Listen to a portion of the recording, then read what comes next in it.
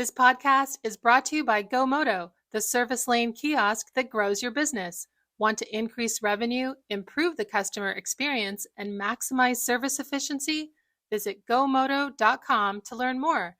GOMOTO.com. Want to dive deeper into the topics you hear about on Daily Drive? We're offering listeners a special offer, 20% off a 1-year Automotive News digital subscription. That gets you access to all of our news, information, and analysis made for automotive industry leaders like you. Go to autonews.com/Daily Drive promo to redeem. Welcome to Daily Drive for Friday, January 5th, 2024. I'm Jamie Butters, Executive Editor of Automotive News in Detroit. And I'm Kellen Walker in Las Vegas. Today on the show, the U.S. auto market reaches a post-COVID high. One of the country's largest private dealership groups makes a megadeal acquisition. And U.S. senators pressure non-union automakers to stay neutral in UAW organizing efforts. Plus, a look at some of the biggest dealership finance and insurance trends emerging early in 2024. I think we have to think about better ways in which we meet the consumer where they are, because that, at the end of the day, that's who we've got to serve. Let's run through all the news you need to know to keep up in the auto industry. The seasonally adjusted annualized rate of sales last month tallied 16.4 million. That's the highest since May 2021, according to global data. It's also well above the range of forecasts of 15.1 million to 15.4 million. But there are signs of slowing growth in 2024. Elevated borrowing costs and new vehicle prices continue to sideline some shoppers. Among major automakers, Stellantis was the only one to post a fourth quarter and annual decline. Last year was a milestone for two of Germany's luxury brands. Sales rose 6% in the fourth quarter at BMW, helping the automaker set an annual sales record of more than 362,000. Meanwhile, fourth quarter sales rose 12% at Audi. That helped deliver a record result for the year of about 229,000, up 22%. Volvo's U.S. sales increased for the eighth straight month in December, rising 23%. 2023 sales advanced 26%. Volvo said EVs and plug-in hybrids accounted for 28% of its 2023 deliveries. We expect fourth quarter results from Mercedes-Benz, Jaguar, Land Rover, and Porsche next week. Holman, one of the country's largest private dealership groups, will acquire Leith Automotive Group. It's a mega deal expected to be final by the end of the first quarter. The companies confirmed the deal in a joint statement to us at Automotive News. Leith Automotive of Raleigh, North Carolina, owns more than 25 franchise dealerships and a Jaguar used car and service center across 4 cities. The acquisition is expected to about double Holman's new vehicle dealership count. The companies say the Leith name and team will stay in place under the agreement. A group of 32 Democratic senators and one independent is urging Tesla and other automakers to remain neutral in ongoing efforts by the UAW to organize U.S. plants. The letter went to Tesla CEO Elon Musk, as well as top executives at Toyota, Volkswagen, Hyundai, Rivian, Mercedes-Benz, Honda, Nissan, BMW, and others. It urges them to pledge not to interfere in any organizing activities. The letter raises concerns about reports that management of numerous automakers has acted illegally to block unionization efforts.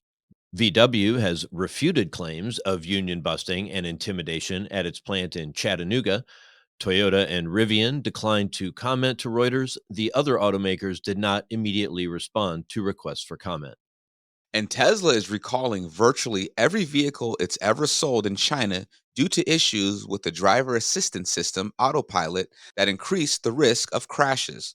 The car maker will deploy an over-the-air software fix to more than 1.6 million vehicles produced between August 2014 and December 2023. That includes locally built Model 3s and Model Ys and imported premium models. And those are today's headlines. Jamie, 33 senators urging Tesla and 12 automakers to stay neutral in ongoing UAW organizing efforts. Now, I get it. You can't do illegal things to block unionization efforts. But is it really the government's business to get involved on how these companies want to run their businesses? Well, it is politicians' business to try to get votes and try to be popular with people who will vote. That's a lot of what's going on here, as you said, right? The companies are already limited by the law. There are things they can't do, and there are things they can. And most of them would prefer to discourage their employees from forming a union. But there are limits, and the senator's writing a little. It's a little bit of grandstanding. It's a little bit of just saying, "Hey, we're on this side. Don't forget us when it's time to vote." Gotcha. Coming up, a look at some of the biggest dealership finance and insurance trends heading into 2024, including how F&I products will fare with EV sales in the coming year. That's next on Daily Drive. Daily Drive is kicking off the new year by reviving an old name in a new format. We're bringing back a weekend drive edition of Daily Drive. Jamie and I will go deeper into the biggest automotive stories of the week. Every weekend, you'll hear fresh insights, analysis, and what has me running hot, if not overheated. To think that's going to get done in a year, a little over a year, is foolishly optimistic. That's a little dark, but let's shift to something a little more positive.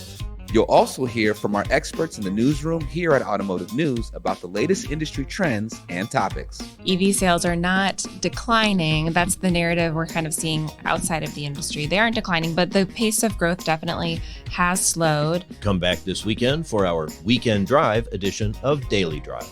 And of course, tune in every weekday for all the news you need to know to keep up in the auto industry. Listen to Fred Hayes, Service Manager at Temecula Valley Buick GMC, and Philip Candido, Fixed Operations Director, talk about their experience with Go Moto in their service drive. The part of recontract that makes my job more satisfying is being able to get more vehicles through and do a better quality inspection. The whole process is simplified. I have doubled the amount of inspections and repairs I can do a day. Want to increase revenue, improve the customer experience, and maximize service efficiency just like Temecula Valley? Visit gomoto.com to learn more. That's GOMOTO.com. Welcome back to Daily Drive. I'm Jamie Butters with Kellen Walker. With more dealerships adopting digital tools, how will that affect F&I product sales in 2024 and beyond? Travis Wools is Vice President of Marketing and Communications at Protective Asset Protection. He spoke with Automotive News Senior Editor Dan Shine about the outlook for F&I products and trends in 2024. Travis, Happy New Year. Thank you for being the first 2024 guest in the this F&I Friday edition of Daily Drive. Well, thanks, Dan. I'm excited to be here. It's we're off and running to a new year, so a lot of exciting things in front of us. We're looking forward to it. Great. So you, for our friends at Protective, kind of got the crystal ball out, polished it up, looking into 2024. So tell me kind of what's the general outlook for F&I products in 2024 that you see? Yeah, I don't know how much our actuaries rely on crystal ball, but I certainly, I'm happy to have a lot of research and actuarial folks on the team that can help us sort of make some at least educated guesses. And a lot of that comes from when we completed our annual F&I trends report at the end of last year. But, as we look forward, towards the end of last year, I think we all felt as though, a SAR that remains fairly flat is, sort of the best we can hope for. And I think that's okay. I think the industry is ready to deal with that. I think what'll be interesting as we go into this new year is, okay, so, at last we heard from the Fed, they were leaving interest rates alone, with some folks predicting there was going to be some reductions perhaps coming, but we'll wait and see. So I think with that, we take a step back and look solely at, our world of F&I, particularly when it comes to the I side of F&I, the protection products. And we think about, those, and we think they're going to continue to play, even if not more so, a critically important role, especially to dealers in their retail environments, because it gives them a few things. It gives them the opportunity to help with profitability for those retail sales. And it also helps them help the consumer hedge against those inflationary costs as well as those recessionary concerns. So I think, for us, as we look at it, probably one of the bigger things is making sure that F&I protection product portfolio at wherever your dealership may reside is probably as important forever, as important as ever, because you want to make sure it's got the right mix of options in there for consumers. Because I think you're going to have a more varied, different types of consumers with different types of things they're going to want to protect against when they sit down in that F&I office, whether that be in a digital fashion or the old school brick and mortar fashion. So you kind of mentioned a little bit about the Fed, and we kind of in 2023 heard just a lot of hand wringing that affordability issues, high interest rates, put a lot of people on the sidelines, a lot of car buyers, or if they came to the dealership to buy a car, a lot of them brought all cash with them, and so there was this concern that F&I would kind of get squeezed out of the equation if people are really maxing their budgets out just to afford a car. They're not going to want to buy the other stuff. So given all kind of what we know and what we think might happen in 2024, are there products out there that you see maybe that might be more popular in this coming year that maybe make sense for the consumer? Yeah, it's funny. I felt like we were talking about that a lot as we sort of wrapped up 23, and I was really digging into what we heard from dealers, both through our latest F&I study, as well as what we just hear generally from our distribution force, and then also with our product folks. And I think where we kind of land is the makeup of the different types of products doesn't really change so much, but it probably, kind of harkening back to what I was talking about just a second ago, is probably more about how do the coverages within those different types of existing products align with a more varied need.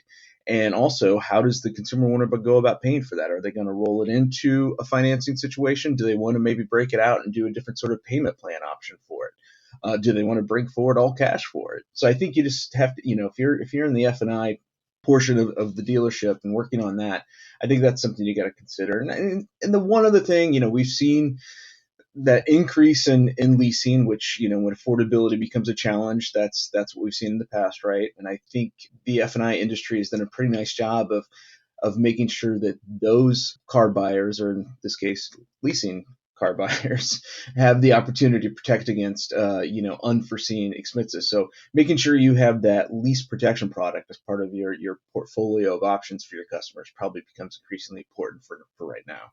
I would be remiss if I didn't bring up EVs, since it's just kind of always lingering out there, and as a new option, or a growing popular option in some markets. How will F&I products kind of play a role in EVs in 2024? Yeah, so when we think about EVs, and I agree with you. I feel like it's like, I go to night dreaming about what happens with EVs. I wake up in the morning, trying to figure out what's going to happen with EVs, right? It's something we can't avoid. A great mystery, yes. But what we know from the data is, okay, yeah, retail sales have grown year over year. What we also know from the data is, as a share of the overall U.S. active fleet, it's still quite small. And I think the other thing that's interesting when you think about the EV area of our business is, okay, we have to think about, all the EVs we tend to think about, but I think you can't lose sight of the other alternative powertrain options, hybrids, and even, you look at our good friends at Toyota. The last chance I had to sort of kind of read up on what their point of view is that they're not giving up on something like hydrogen. So there's a real, breadth of alternative powertrains out there that you got to think about. So it kind of goes back to those when you think about, all right, so what do I have to do with my F&I operations to make sure that I'm in a good place? Well, again, it comes back to, do you have that right product mix, but also do you have the right product mix for the type of consumer you have in your area? Because I'm willing to bet those dealers that we work with on the West Coast have a much different experience of what it's like with the type of vehicles that they're selling versus our friends that are maybe right smack dab in the Midwest where I live. And that has a lot to do with the fact that, the infrastructure is different by geography. So the ability to really, have an EV as a viable option sometimes is still not there. So I think it all intertwines together. I think 24, I'm really interested to see if we see any dramatic growth, or is it sort of a slowing down of what's going to happen to EVs. I think I have no crystal ball, unfortunately. If I did, I'm sure my stock portfolio would be a lot more impressive. But I think the short answer is, be ready to cover a more diverse set of vehicles rolling through your F&I operation. So finally, talk a little bit about digital F&I, online F&I, digital retailing. It's what consumers want to do more and more, and you see all the surveys. They love to go online. They want to research not only the vehicle, but then also kind of the F&I products as well. And of course, the F&I people would prefer them to be in their office so they can really kind of give them the good pitch. But people don't want to do that. They want their time's valuable. They don't want to spend, an hour, getting, sold things that they think maybe they really don't need. So how do you see 2024 shaping up for, dealers kind of really getting into that online F&I sales and kind of really embracing, what consumers want, how consumers want to approach this?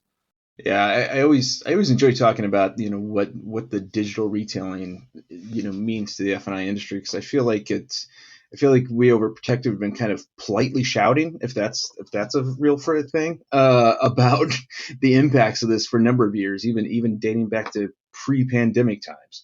But the fact of the matter is you said it, Dan. This is where the consumer largely and increasingly wants to be. They want to handle purchase processes through these digital channels increasingly. So I think we have to think about better ways in which we meet the consumer where they are, because that at the end of the day, that's who we've got to serve.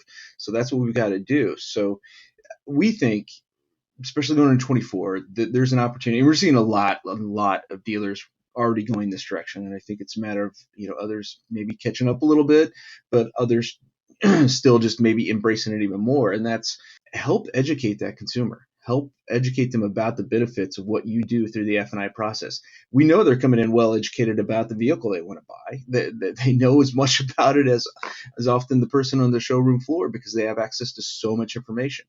So why not help educate them about all the benefits they can get from working with your F&I pro to find the best way for them to have the best ownership experience they can, because that's really what it boils down to. Because as we all know, anyone who works in the automotive retail environment, they don't benefit from selling just one vehicle to a customer, right? They want to sell a lifetime worth of vehicles. So to do that, educate them, give the information to them earlier, have them feel more comfortable with what these protection programs and what the financing options look like.